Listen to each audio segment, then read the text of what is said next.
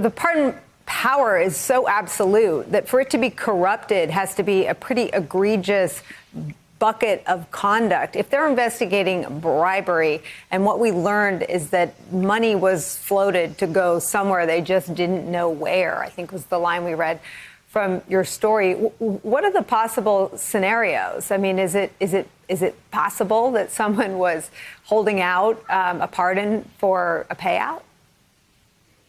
Look, the possibilities are endless, and it's like there's been questions, public integrity questions about why lawmakers have made decisions for much of American history, and sometimes folks have gotten into trouble for selling seats or selling decisions and influence and such. But we really don't know. We don't know much beyond that and what it involves. The document does not say anything specifically about what the president may have known or who the White House officials were that may have interacted with it, with these individuals seeking the pardon. So it was an unusually it was tantalizing to look at the document, but there's a lot more reporting that has to be done.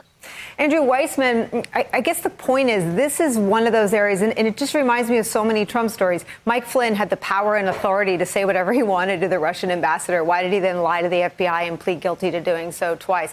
I mean, pardon power is almost absolute, and it's almost Trumpian that there's a criminal investigation by the Department of Justice that he managed to corrupt something that is almost an absolute power. I mean, and if you think of the way that Jim Comey and Andrew McCabe and yourself and many others have described this organization, it is hard to find a word other than mob-like to discuss how they roll. I heard you say last night on Brian Williams' program that no one thinks this is something they wouldn't do. When you hear this investigation by the Justice Department and the possible selling of pardons, you think, oh, yeah, if someone thought of it, they would certainly do that. What is your theory of what the still opaque aspects of the investigation are right now? So I think the answer to that is very much a follow-up to what Mike said, which is, I think, dead on, which is, the president put to the side all of the process that exists in the Department of Justice about how pardons are given. And on the one hand, that assures that only the most meritorious people are given a pardon and that people are treated fairly. In other words, that pardons aren't doled out to people who are friends and denied to people who are enemies. And there's a whole process. And, historically, people have gotten in trouble when they have done anything that sort of veers from that process, notably in the Mark Rich pardon. But by President Trump putting that to the side and saying, you know what, I'm going to do whatever I want, and I don't care about the pardon attorney or that entire process, he also now has opened himself up to this kind of investigation, because normally you would not sit there if someone came to you and said, I've got an idea, let's pay a lot of political contributions and try and get a pardon. Anybody's going to be like, how's that exactly going to work? There are way too many career people involved in this. The pardon attorney is never going to go for it.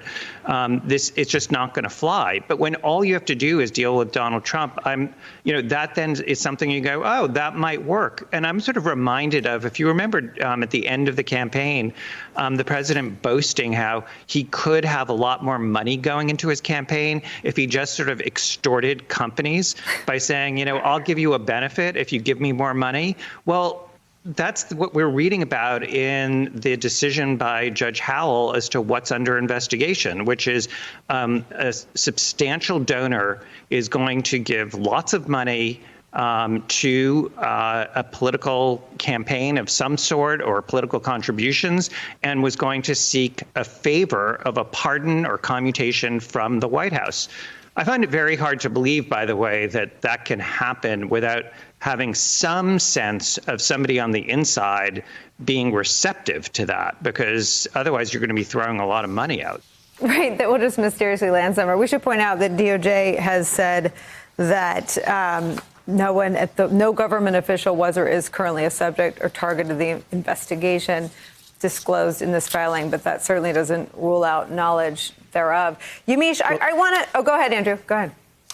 I was just going to say on that, I would take that somewhat with a grain of salt, because let's say you're a career public integrity prosecutor on this case. Do you really think that you're going to right now be seeking documents from the White House or seeking to interview people in the White House when you could just wait until January 20th to do that? Exactly. And Yamiche, I would like to bring all this to its obvious endpoint, which is that there is no sure sign that even Donald Trump knows that he lost than this entire 17-minute, 36-second conversation about his pardon power. Because if he really thinks that he won, he's sticking around, he wouldn't be pardoning his whole family and himself and everyone that did all of his dirty work. I mean, what is this pardon discussion? And anyone in the White House that you've asked about it, how do they, on the one hand, say, oh, yeah, or I guess they deny most of it. But the very fact that this is what they are doing, and there's no reporting that suggests it isn't, makes it abundantly clear that even they know they're out of there. I think you hit the nail right on the head. In talking to White House sources, especially one that I talked to last night, that person told me that this is a reality TV president. So some of this is a show. Some of this is President Trump wanting to gin up the people who have supported him for the last 3 years, millions of them who voted for him in 2020, to try to give them this idea that he's fighting tooth and nail to the last minute. Most people in the White House tell me that president and people around him understand that he has lost. Someone told me the president is a realist.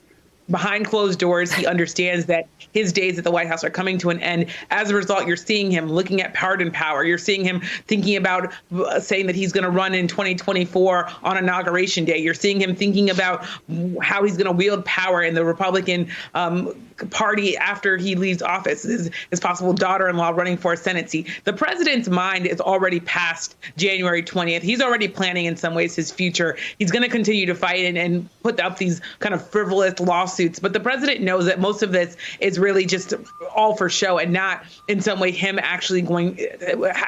being able to wrestle back this election. He understands that he's the projected loser and that he will likely have to leave office. And by likely, I mean there's a 99.9% chance that he will not be in office come January 21st.